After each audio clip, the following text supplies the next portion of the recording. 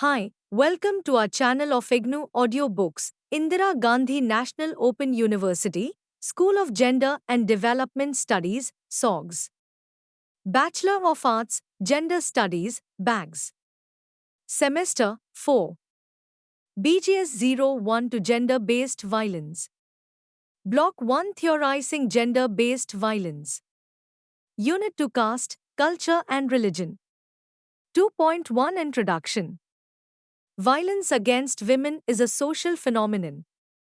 Every year, lakhs of women are subjected to a wide spectrum of violence, ranging from rape, sexual harassment, domestic violence, dowry murders, sati, witch hunting, dumping of harmful contraceptives, homophobia and lesbian suicides, to dispossession and displacement, denial of wages, rejection of authority as Panchayati Raj, representative, caste and communal violence, atrocities during armed conflict, and civil strife, and so on.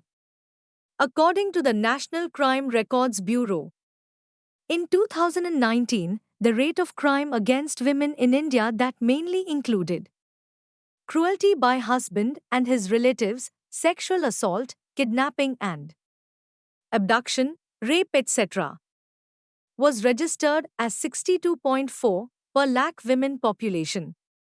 Such documented and undocumented forms of violence indicate intricacies of violence as social structure that controls and subjugates women repeatedly and with social sanction.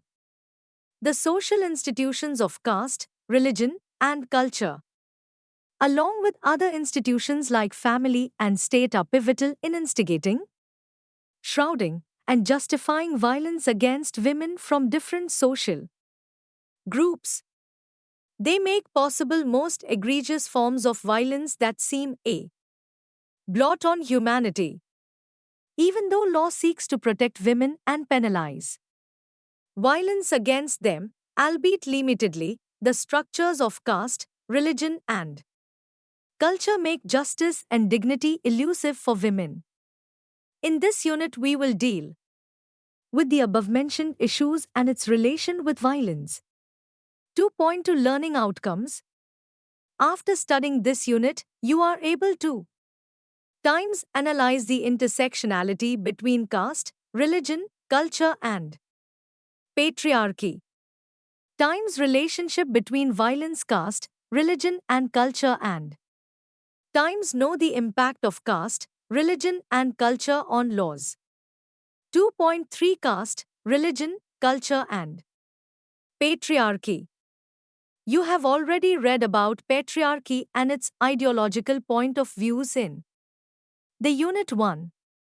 Patriarchy is a persistent system of exploitation of women upheld through coercion as well as consent of people, and even women.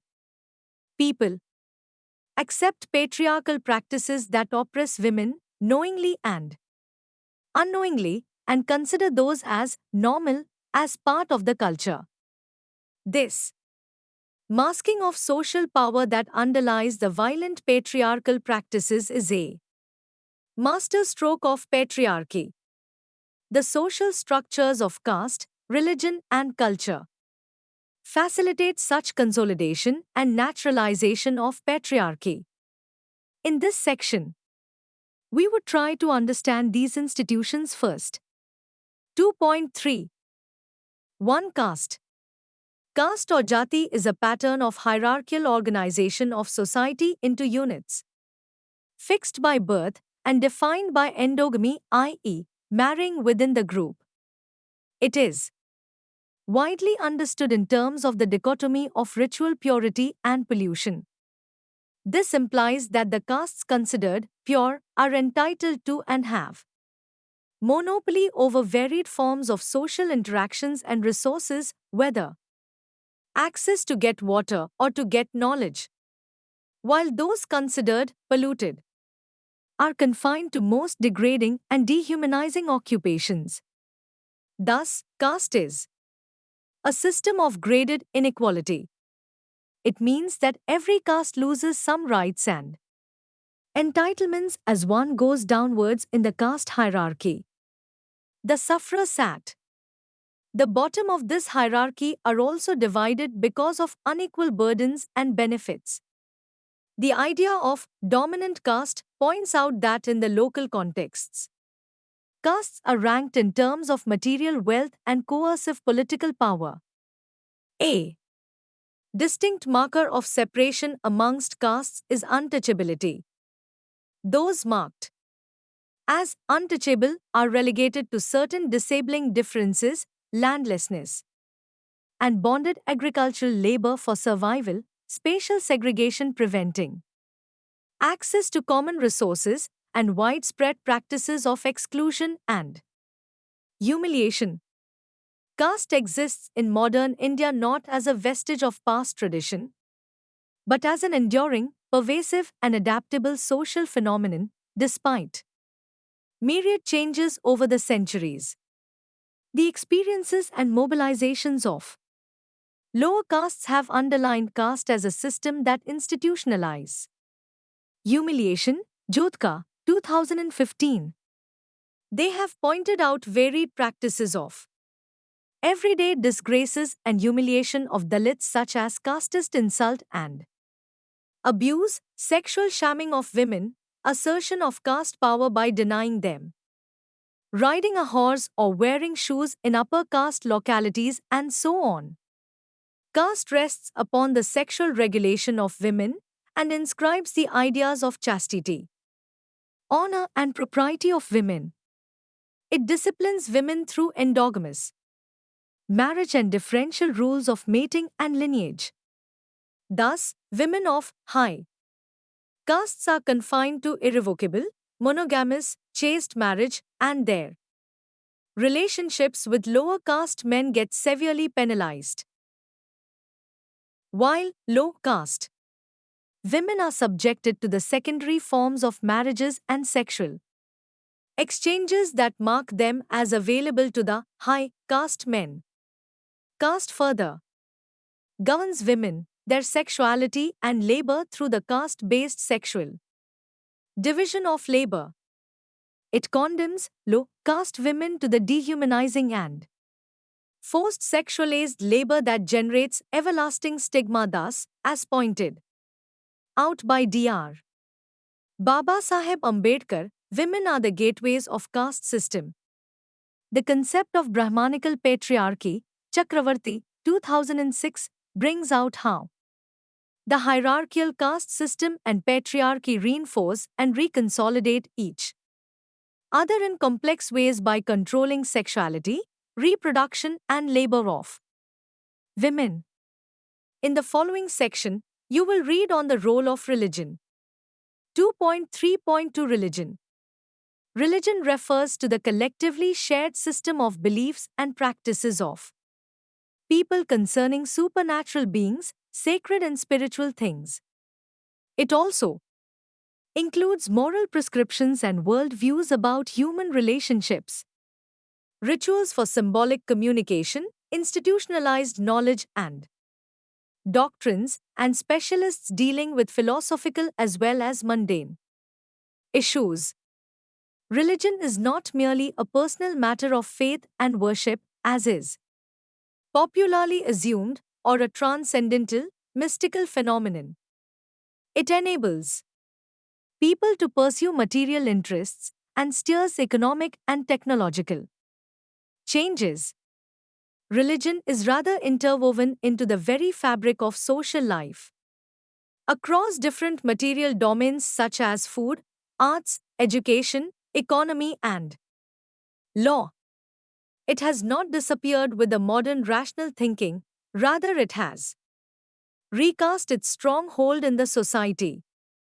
It acts as a mechanism of social control in private as well as public realms by sanctioning dominant practices and ideas that seem sacrosanct and immutable, being rooted in faith.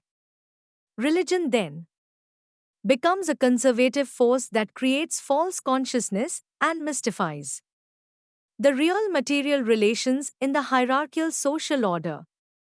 It makes virtue out of suffering in the unequal world through mystical ideas and justifies it. Yet, in the everyday lived social experience, religion has also been a pathway to social change and progress. India has a long and multifaceted history of religious diversity that has existed with state secularism in modern times.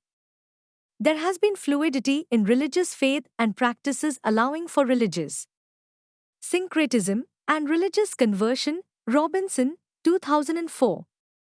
Nonetheless, there has also been ethnicization of religious boundaries, rigidifying communities and identities based on religion.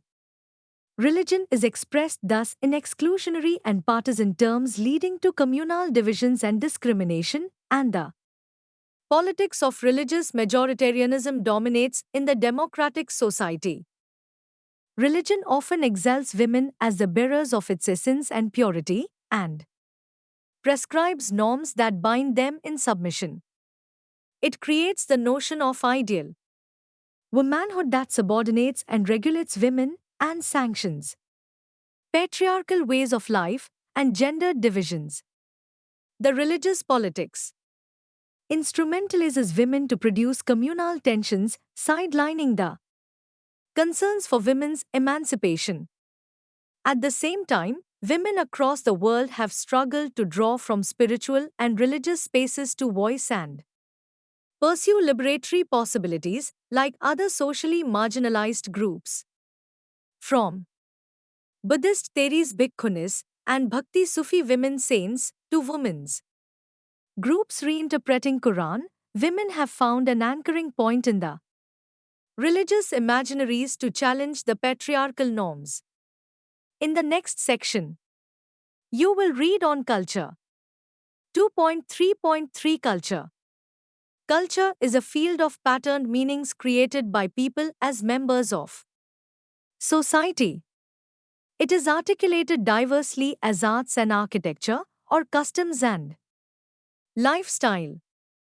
In such dominant terms, culture is perceived as civilization or heritage, emphasizing unique and distinctive features of the society. Simultaneously, it is identified as the tradition that remains unchanging for time immemorial and is passed down across generations. While the former definition distances culture from the so-called unsophisticated masses, the latter separates it from the present. Grosch, 1996. However, culture is a vehicle through which people communicate meanings, make sense of the world, define values and norms, and construct their identities. It is not as static way of life or a bounded entity, as denoted by generationally inherited customs or high, refined traits. But it is a constantly changing, dynamic and heterogeneous arena in which actors continuously struggle and reconstitute patterns of expression and creativity. Culture is not merely symbolic or mystical, but embedded solidly in the social world. It encompasses everyday, quotidian life and ordinary practices and ideas. It denotes the production of a complex whole of symbolic and material relations through human agency. Thus, culture is placed in opposition to what is natural and biological. When framed as civilization or tradition, culture is considered as an inner, interior attribute of the society as against the outer, exterior social world. It is then sought to be preserved against any change and diversification, sometimes leading to cultural fundamentalism. Historically, women across the world are treated as the torch-bearers of culture, representing its essence. In India, given its colonial past, the claims about its cultural superiority have imbued the identity of the nation as against the material progress of the West. Hence, performance of culture in its so-called purest form against the forces of Transformation has remained women's responsibility. This means women as the emblems of culture are celebrated in the singular frame and are subjected to stringent regulation and policing to ensure their purity. Women have to, therefore, navigate the cultural terrain, accepting as well as negotiating, modifying, mocking, and even resisting the dominant cultural meanings. Thus, caste, religion, and culture are key social institutions impacting women and their lives. Caste has persisted as a discriminatory and exploitative system, institutionalizing and justifying violence against women in general and Dalit and low caste women in particular. The hierarchical division of caste is generated and legitimized by religion. Religion, in its communal articulation, has continued to divide and oppress people, though it is also pursued for the possibilities of liberation of women and the downtrodden. Culture is a contested terrain of both normative and creative practices in which social power is consolidated as well as challenged. Thus, caste, religion, and culture work in conjunction with each other and form a triad in reinforcing multiple social hierarchies by sanctioning its exercise in the everyday contexts. Let us read in next section on patriarchal violence. 2.4 Patriarchal violence. Like caste, religion, and culture, violence is a social institution. It is not a random, individual phenomenon resulting from psychological perversion or derangement of some men. Nor is it an aberrant act deviating from social norms and values. It is rather an institutionalized feature of society that routinely recurs over time and space and is permitted and made possible through social rules. It is a social structure, like family or state, that upholds and makes acceptable the dominant social order. Walby, 1989. Violence, thus, can be defined as a constellation of social relations of force and coercion that produces hurt and injury to those who are at the bottom of social hierarchies in its exercise of power. Women restrict themselves or get restricted even in anticipation of violence. Thus, violence impacts women's actions and lives even when it is not actively used by men against them. For example, women's mobility in public space is regulated as the public square gets marked as dangerous for them as the site of violence. Or Dalit women are confined to the stigmatizing low-paid occupations like manual scavenging or agricultural labor, as transgression of the division of labor implies harsh penalty. Rather, violence undergirds the very mechanisms of women's protection and safety. The protectionist approach is embedded in the cultural ideals of women's respectability and vulnerability that limit women's mobility, dignity, and freedom. Violence manifests in varied forms as a tool of political, economic, and cultural power.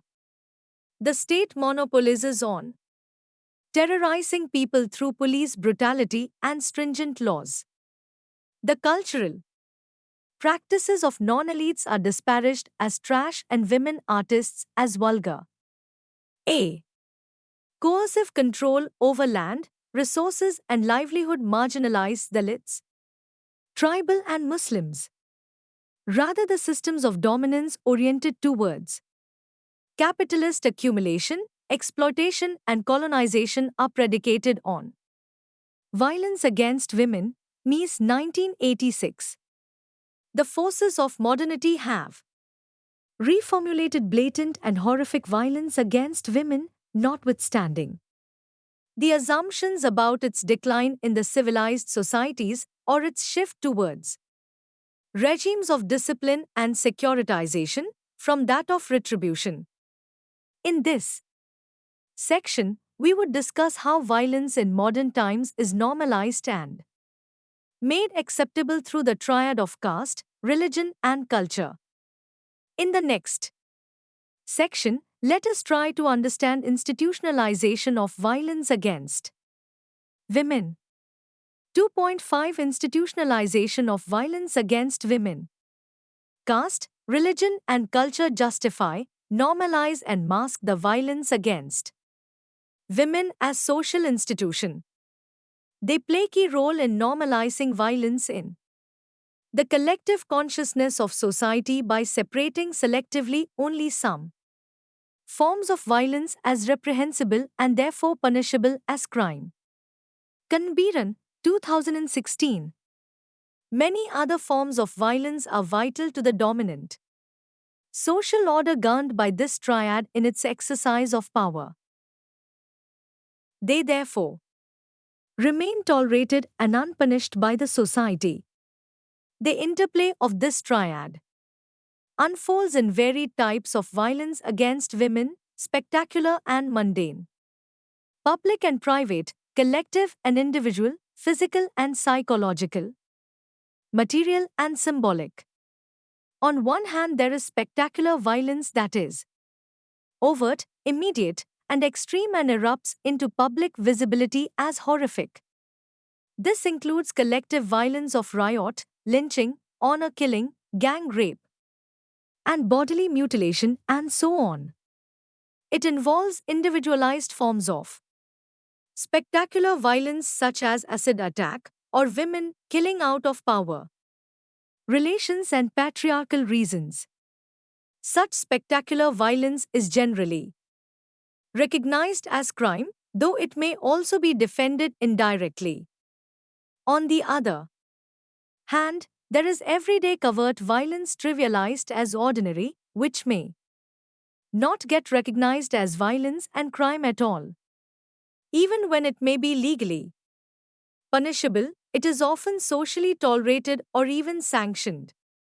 It includes different practices of violence, from the private acts of wife battery or coercion of detrimental birth control measures to the public acts of sexual harassment at workplace, schools and colleges, or humiliation and harassment of Dalit Sarpanch women. These different forms of violence are institutionalized through varied cultural practices. Caste system is predicated upon reproduction within endogamous heterosexual marriages to ensure purity of castes.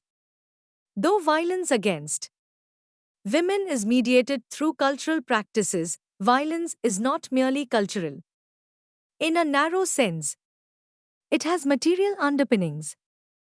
The culturally sanctioned violence is constituted by the material conditions which are dynamic and specific to time and space. For instance, the custom of witch hunting branded women as witches or evil spirits is seen as an embarrassment for modern rational society, labeling tribal culture as superstitious and backward. However, in central and eastern India is linked with the curtailing of property rights and sexual autonomy of women, especially of widows and single women, within the changing economy marginalizing the tribes. The violence against women is of intersectional nature. The intersection of gender with caste, class, and community produces variation in the practices of violence experienced by women of different castes and religious communities. There are distinct patterns of violence that Dalit women are subjected to within Brahmanical patriarchy, ranging from hateful and derogatory slur, eviction from their land, coercion of work without wages, to sexual violence, imposition of prostitution, and so on. Aloysius, Mangubhai and Lee, 2011. Significantly, women from the marginalized communities have stood up with courage and resilience against this violence, asserted their right to be treated with equality and dignity, and refuse to have their life and aspirations restricted by caste norms. For their flouting of abusive caste norms, they, however, face retaliatory violence by the dominant castes. Ironically, when the issue of violence against women came to be politicized by the early women's movement, the shared common experience of women of violence came to be invoked. The specific and distinctive nature of violence against women from the socially marginalized communities remained obscured then. Thus, violence, its myriad forms, and differences and similarities experienced by women of different social groups, emerge as a social institution gunning social life and exercising social power. Reggae, 1995. 2.6 Women, Resource for Communalization. Women are seen as the symbols of caste and religious community and embodiment of its honor. Their bodies have continued to be battlefields for shamming the other community. Historically, women have been routinely subjected to brutal violence during caste and communal riots. The horrific violence of partition that accompanied India's independence has been one of the major episodes of communal violence scarring the life of the nation. People became citizens of new nation states experiencing trauma and pain of physical assault and bodily mutilation, sexual violence and torture, uprooting and eviction from one's own land and home, dispossession, loss of family and friends, betrayal from people considered one's own, and so on. But the violence does not end here, as its memories have continued to trouble individuals and communities. The effects of such gruesome violence unfold in the everyday experience of pain and suffering of the survivors, in their subjectivities. The survivors cope with, endure, work through, break apart, and transcend traumatic violence. Its traces are visceral in their local worlds, interpersonal relations, and individual lives long after such tragic events. Das, 2006. While this violence perpetrated by the other community has garnered attention, the one employed by one's own family and community is erased. What one witnesses in the instances of communal violence is fear, not about women losing their home and lives. But even in the midst of most devastating carnage, there are specific anxieties about women losing their purity and honor if sexually violated by men of the other community. With such panic about defilement of community, women came to be killed by their own families and communities to protect their honor. The devaluation and elimination of women's autonomy and lives in this violence gets masked under the cloak of their heroism. This has led to a long silence about partition as people are unable to confront the horrors of partition. Battaglia, 1998. It is not just due to trauma and shame about the violence and humiliation experienced by them, rather of their own entanglement in violence as passive bystanders or aggressors, even in case of their own intimate people. However, along with this victimization of women, their complicity and consent to the violence against the other religion or caste is a significant but neglected fact. In case of communal and caste violence, women are found to be not just passive witnesses of public violence, but also active and direct participants and instigators. Menon, 2012.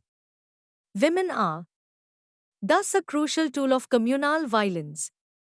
The invocation of violence against women acts as a relaying point leading to eruption of animosities across communities and violence of avenge. Rather, violence against women, its Memories and even rumor about it has become a resource for communalization or the othering of castes and religious communities. The stereotypes about the other community are constructed through women and violent regulation of them. As pointed out by Charu Gupta, 2009, the deployment of women and their sexuality was central to the emergence of communal tensions. 2.7 Cultural impunity and misrecognition of violence and suffering. The triad of caste, religion, and culture, by making violence against women acceptable to the society, creates impunity, i.e., exemption from punishment, for even most gross acts of violence. One form of impunity that has remained largely intact over period is the one against violence within marriage and domestic arena. There is vehement refusal, both legal and social, to recognize marital rape, despite women's struggles to foreground it, even within child marriage or separated couple. This underlines how the institution of marriage is guarded as a bastion of husband's sexual right over wife. Similarly, the defense of father's right over unmarried daughter, even adult one, masks the familial violence in the name of honor, in case of elopement of daughter for intercaste marriage and so on. Notwithstanding the legal punishment of domestic violence, the impunity to it persists through the cultural ideals of masculine desire and conjugal relationship shared widely across the patriarchal societies. Gita, 1998. Cultural practices and symbols bring alive the norms governing sociability across castes and religions. They uphold the social order that privileges upper castes and majority religious communities and mediate social relationships amongst them pertaining to food, spatial organization, sexual and affective intimacy, and so on. These practices create boundaries of good and forbidden, attraction for and inclusion of the prescribed social relations, and then exclusion of and revulsion for what is prohibited. Gita, 2016. For examples, caste specific food practices or endogamous desire are viewed as good, while the food practices of the other or inter-caste marriages are considered forbidden. This interplay of desire and disgust is rehearsed in everyday, ordinary contexts and manifested in terms of routine discrimination and degradation against the social inferiors. Further, any transgression of these boundaries meets with violent penalty which seems acceptable. The violence of both, the imposition of boundaries and punishment for its infraction gets misrecognized either as social rule or as socially appropriate penalty. It therefore masks the pain and torment of survivors of violence. The violence and sexual violence thus have pedagogical function of socializing and disciplining people into caste norms.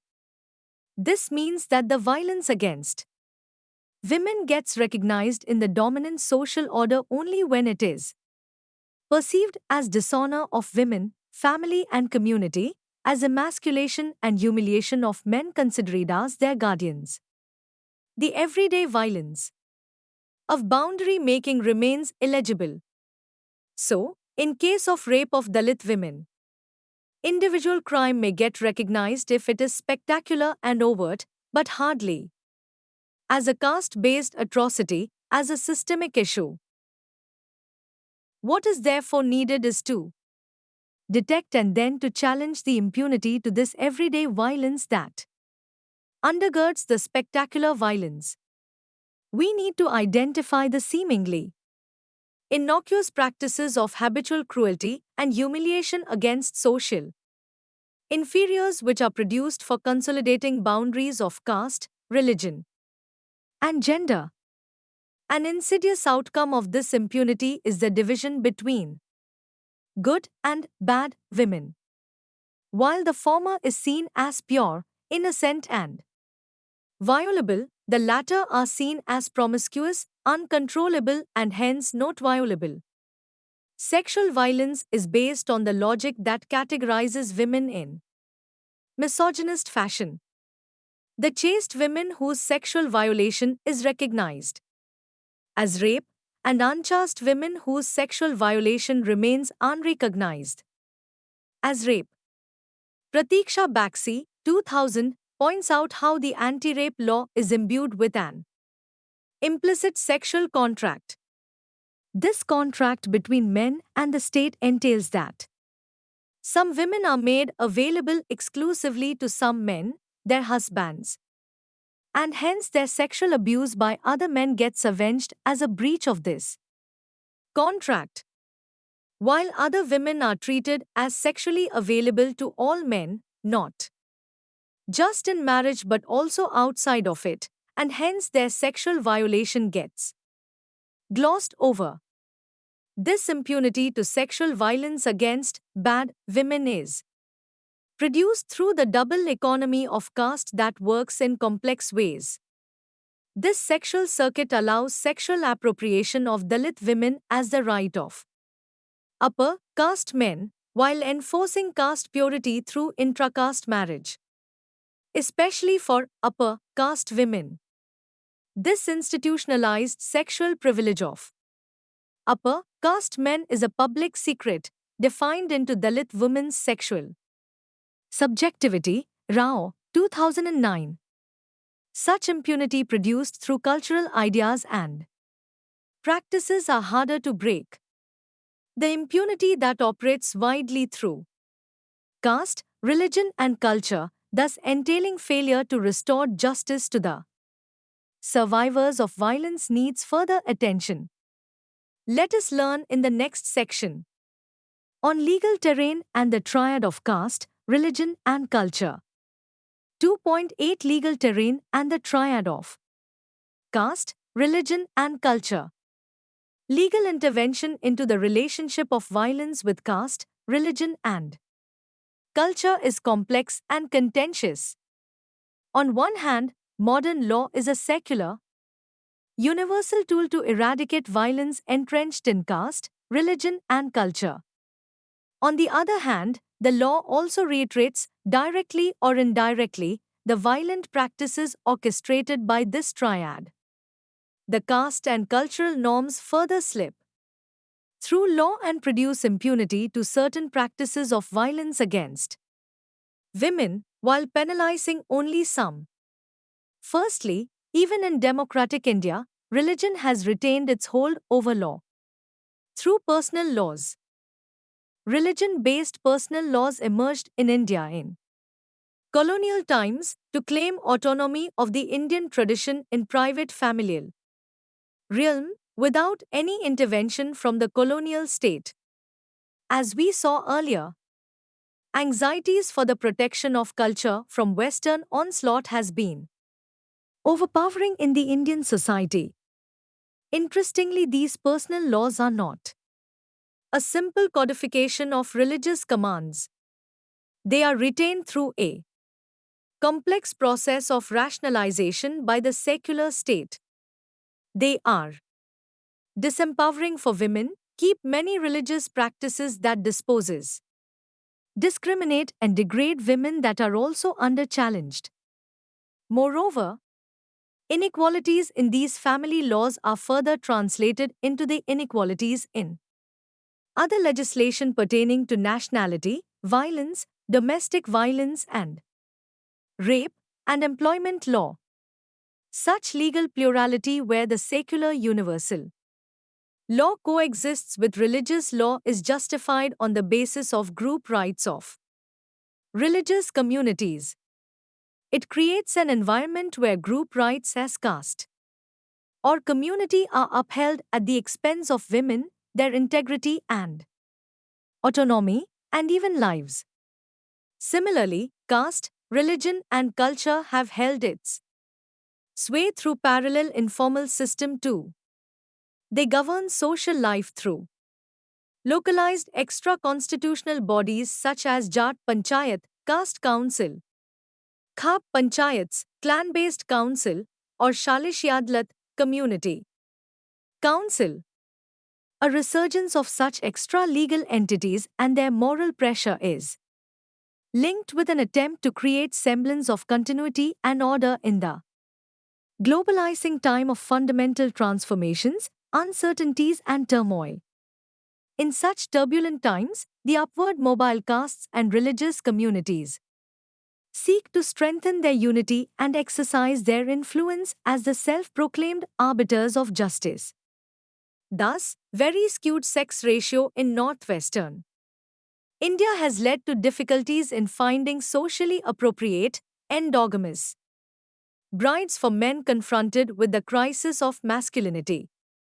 This has entailed re-emergence of Khap Panchayat seeking stringent regulation of women and their sexuality in the region, Gaur, 2010. These kangaroo courts exercises legitimacy in rural as well as urban environments across India and function as regulatory mechanisms with somewhat formal structures of customary authority. In the process, they subvert the democratically elected Panchayati Raj institutions. They impose their order through social boycott and fines and archaic punishments, humiliating those flouting their orders, even sanctioning murders or honor killings of runaway couples marrying across caste or within Gotra. These entities seek to impose repressive customs by issuing orders that govern the everyday life, such as ban on women using cell phones or wearing jeans. Their enforcement of orthodox customs like virginity test of new brides became controversial and came to be denounced publicly. However, their routine organization of matters regarding family or livelihood, such as stigmatizing sexual labor of erotic dancing and entertainment to which women of their communities are relegated, gets unnoticed. Although women and young people have dared to challenge the writ of these bodies, the state bodies including police, village, and even the family have been complicit in their violence. Certainly, law has aimed to eradicate culture-specific practices of violence. In India, the specific violence intersecting with caste and religion is brought in the legal ambit through Prevention of Atrocities Act, 1989. This legislation is exceptional in spelling out and creating mechanisms to penalize common practices of everyday cruelty and humiliation of SCs and STs. However, there have been constant attempts to dilute such measures seeking to prevent community-specific offences. Even the bill, Prevention of Communal and Targeted Violence, Access to Justice and Repression, had to be withdrawn many times. This bill aimed at protecting religious and linguistic minorities, including SCs and STs, from the communally organized and targeted mob violence and hostile environment, but did not see light of the day. There are some central and state legislation that target harmful cultural practices such as dowry, forced child marriage, sati, devdasi, or ritual dedication of women to the deity, etc. Yet human rights activism advocates bringing many other practices such as witch hunting under the legal purview. The legal identification of cultural practices as violence is a complicated issue in India. This needs to be seen in the context of colonial politics when the cultural traditions of the colonized came to be implicated with violence against women. The practices of sati, female infanticide, child marriage, devdasi, and so on came to highlighted, on one hand in the civilizing mission of the colonial state as the markers of barbarity and backwardness of the Indian culture. On the other hand, the project of modernization of the new middle classes strive to reform the socio-cultural practices in the process of making of the nation. Ultimately, women, their status and violence against them were reduced to be mere ground on which the colonial politics played out, while the questions of women's survival, dignity, and equality came to be overridden. Even in contemporary times, the imperialist claim to be the savior of Third World women have come to blame the Oriental cultures and sought their civilizational upliftment. Such sensationalized and tingling narratives about the savage violence of dowry immolation, honor killings, etc., stigmatize global South and further leads to exclusion, policing, and torture of its people. In the process, the continuities and discontinuities that the violence experienced by the Third World women have with that experienced in the First World remain unaddressed. The legal space addressing patriarchal violence is thus troubled by caste, religion, and culture. In subtle ways. 2.9 Let us sum up. The relationship of violence with caste, religion, and culture is a tricky issue. What is distinct about it is not that this triad consolidates violence as an institution with social sanction and incites specific forms of violence against women from different castes and communities, but that it justifies most inhuman and shameful violence, blames the victims, facilitates its repetition, normalizes it in the collective conscience, and even valorizes it. The impunity crafted through the social relations of caste, religion, and culture justifies perpetrators of violence by misrecognizing the quotidian violence and refuses to listen to the suffering of victims, isolating them.